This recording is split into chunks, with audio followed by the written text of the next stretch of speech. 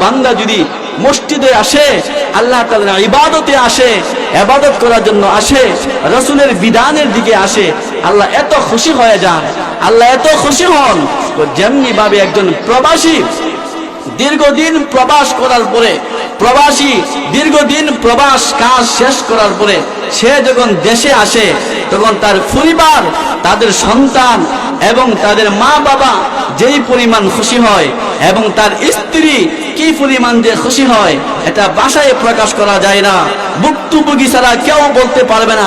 একজন প্রবাসী প্রবাস থেকে আসলে তার বিবি কত খুশি হয়।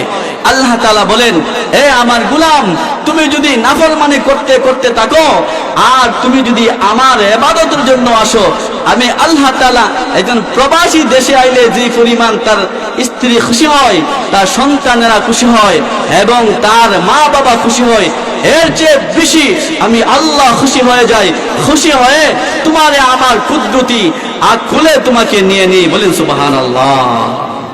এই জন্য আল্লাহর ইবাদত করলে আল্লাহ তাআলা এত খুশি হয়। এই জন্য আমরা আল্লাহ তাআলার ইবাদত করবো তো ইনশাআল্লাহ, যে উদ্দেশ্যে আল্লাহ তাআলা আমাদেরকে পাঠাইছেন এই কাজ আমরা